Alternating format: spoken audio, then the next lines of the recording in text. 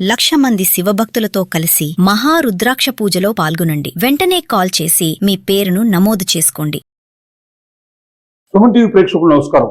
నేను మీ అనలిస్టు మందరి కృష్ణారెడ్డిని మాట్లాడుతున్నాను. బ్యాంకుల్లో డిపాజిట్ చేసేటప్పుడు ఏ బ్యాంకులో వడ్డీ రేటు ఎంత వస్తుంది, ఏ స్కీమ్లో చేరితే మనకు ఎక్కువ ఫిక్స్డ్ డిపాజిట్ మీద లాభం వస్తుందనే విషయాన్ని ప్రతి ఒక్కరూ గ్రహించాలి. అన్ని బ్యాంకులు ఒకే రకమైన రేట్ ఆఫ్ ఇంట్రెస్ట్ ఇవ్వవు. రేట్ ఆఫ్ ఇంట్రెస్ట్లో తేడా వస్తుంది. అలాగే మీరు ఎంతకాలం పెడతారనే దాని మీద ఆధారపడింది. సపోజ్ కెనరా బ్యాంక్ ఒకటి తీసుకుందాం, స్టేట్ బ్యాంక్ ఆఫ్ ఇండియా తీసుకున్నాం, అలాగే మనకు Punjab national bank plus post office, ఈ నాలుగింటిని మనం కంపేర్ చేస్తే 2 లక్షల రూపాయలు మీరు పెట్టుబడి పెట్టారనుకోండి. ఈ 2 లక్షల రూపాయలు ఏ బ్యాంకులో దాచుకుంటే లేదా పోస్ట్ ఆఫీస్లో దాచుకుంటే మీకు ఎంత వస్తుందో సుమారుగా మనం ఒకసారి చూద్దాం. ఉదాహరణకి కెనరా బ్యాంకు లోపల 6.6% వడ్డీ వస్తుంది. అలాగే సీనియర్ సిటిజన్ అయితే కొంచెం పెరిగే అవకాశాలు ఉన్నాయి. ఈ 6.6% వడ్డీ తీసుకున్నట్టయితే లెక్క తీసుకుంటే మీరు 555 రోజులు మినిమంగా బ్యాంకులో పెడితే మీకు కెనరా బ్యాంకు ద్వారా ఈ 555 రోజులకు గాను 2 లక్షల రూపాయలకు వడ్డీ ఎంత వస్తుందంటే 30,000 నుంచి 35,000 రూపాయలు అదనంగా మీకు వచ్చే అవకాశం ఉంటుంది. అదే ఒకవేళ మీరు పంజాబ్ నేషనల్ బ్యాంక్ లోపల కాకుండా స్టేట్ బ్యాంక్ ఆఫ్ ఇండియాలో పెట్టారనుకుందాం. స్టేట్ బ్యాంక్ ఆఫ్ ఇండియాలో పెడితే కొంచెం వడ్డీ తక్కువ వస్తుంది. 27,000 నుంచి 33,000 రూపాయల లోపలనే మీకు వడ్డీ వస్తుంది. అంటే 2,000 నుంచి 2,500 దాదాపు తగ్గే అవకాశాలు ఉంటాయి.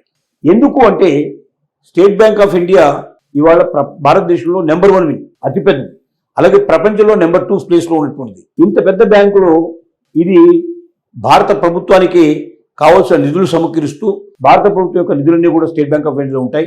గవర్నమెంట్ పథకానికి దేనికైనా ఇప్పుడు స్టేట్ బ్యాంక్ ఆఫ్, ఇంతకుముందు state bank of Hyderabad, state bank of Patiala, state bank of Mysore, ఇట్లా రకరకాలుగా ఉండేవి. వాటన్ని ఇప్పుడు మొత్తం బ్యాంకులు స్టేట్ బ్యాంకులో విలీనం చేశారు కాబట్టి ఏకైక బ్యాంక్గా అతిపెద్ద బ్యాంక్గా స్టేట్ బ్యాంక్ ఆఫ్ ఇండియా ఉంది. కాబట్టి స్టేట్ బ్యాంక్ ఆఫ్ ఇండియాలో కూడా తక్కువ వడ్డీ వచ్చినప్పటికీ అనేక రకాల ఇతర ప్రయోజనాలు పొందే అవకాశాలు మీకు ఉంటాయి. అది ఏమిటి అనేది తర్వాత మనం ఆలోచిద్దాం. అంటే ఉదాహరణకి మీకు ఏదైనా యాక్సిడెంటల్ పాలసీ ఉందనుకోండి, అది మీరే డబ్బులు వేరే కట్టాల్సిన అవసరం లేకుండా స్టేట్ బ్యాంక్ ఆఫ్ ఇండియాలో అకౌంట్ ఉండే వాళ్ళకి మీకు కొంతమందికి మీకు డెఫినెట్గా యాక్సిడెంటల్ పాలసీ లోపల మీకు వస్తుంది, ఫ్రీగా వస్తుంది. అదే ఒక 100-200 ఇంకో అడిషనల్గా 200 నుంచి 500 రూపాయలు మీరు కట్టగలిగితే 750 రూపాయల దాకా దాదాపుగా 30 లక్షల నుంచి 60 లక్షల రూపాయల దాకా అదనంగా బెనిఫిట్ పొందే అవకాశాలు కూడా ఉంటాయి. ఇలాంటి రకరకాల ప్రయోజనాలు ఉన్నాయి. కానీ డైరెక్ట్గా తీసుకున్నట్లయితే 2 లక్షల రూపాయలని బ్యాంకులో పెట్టినట్టయితే అక్కడ 6.6% వడ్డీ మనకు కెనరా బ్యాంకులో వస్తుంది. 6.4% లోపలనే 6.2% లోపలనే మనకు స్టేట్ బ్యాంక్ ఆఫ్ ఇండియాలో వస్తుంది. అదే ఒకవేళ మనం పంజాబ్ నేషనల్ బ్యాంక్ తీసుకుంటే 6.4 దాకా వస్తుంది. అంటే 27,000 నుంచి 33,000 రూపాయల లోపల స్టేట్ బ్యాంక్ ఆఫ్ ఇండియాకి వస్తే 30 నుంచి 35,000 రూపాయల దాకా మనకు కెనరా బ్యాంకులో వస్తే 38,000 నుంచి 34,000 వరకు దాదాపుగా మనకు దీంట్లో ఇది పంజాబ్ నేషనల్ బ్యాంకులో వస్తుంది. ఒకవేళ మనం ఇదే డబ్బుని పోస్ట్ ఆఫీస్లో పెడితే ఏమవుతుంది? పోస్ట్ ఆఫీస్ లోపల మనకు 7.2% దాకా వడ్డీ వచ్చే అవకాశాలు ఉన్నాయి. అంటే ఈ బ్యాంకుల్లో ఎందులో రానటువంటి వడ్డీ మనకు పోస్ట్ ఆఫీస్లో వస్తాయి. పోస్ట్ ఆఫీసు ప్రతి పల్లెటూరులో కూడా ఉండే అవకాశం ఉంది. ఒకప్పుడు పోస్ట్ ఆఫీసులు కాదు ఇవాళ. ఆ పోస్ట్ ఆఫీసులో ఒకప్పుడు ఓన్లీ ఉత్తరాలు బట్వాడా చేసేటువంటి మర్యాదలు మాత్రం ఇచ్చేటువంటి పోస్ట్ ఆఫీసులుగా ఉండేవి. ఒక పోస్ట్ మాస్టరు, 2-3 పోస్ట్ మ్యాన్లు నడిపేటువంటి పోస్ట్ ఆఫీసులు ఇవాళ ఎలా తయారైనాయంటే బ్యాంకుల కన్నా చాలా గొప్పగా తయారయ్యే పరిస్థితి ఏర్పడుతుంది. కంప్యూటర్లు వచ్చేసాయి, ఆన్లైన్ ట్రాన్సాక్షన్స్ వచ్చేసాయి. ఎంప్లాయీస్ అంతా కూడా బాగా చదువుకున్న వాళ్ళు, బాగా కంప్యూటర్ నాలెడ్జ్ ఉండే వాళ్ళని ఎంప్లాయీస్గా తీసుకోవడం జరిగింది.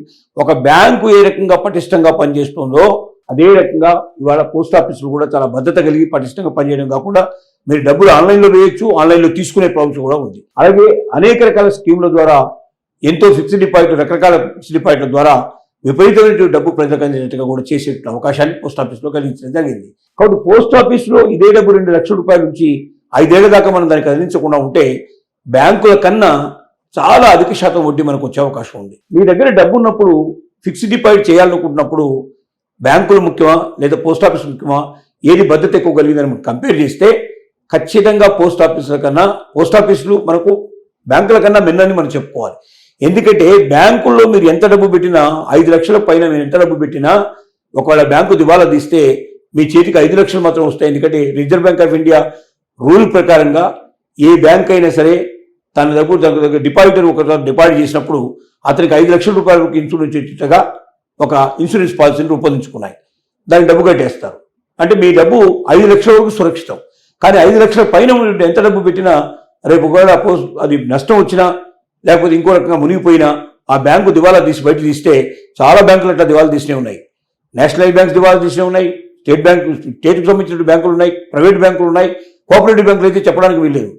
చాలామంది ప్రజల్ని, లక్షలాది ప్రజల్ని ముంచేశాయి.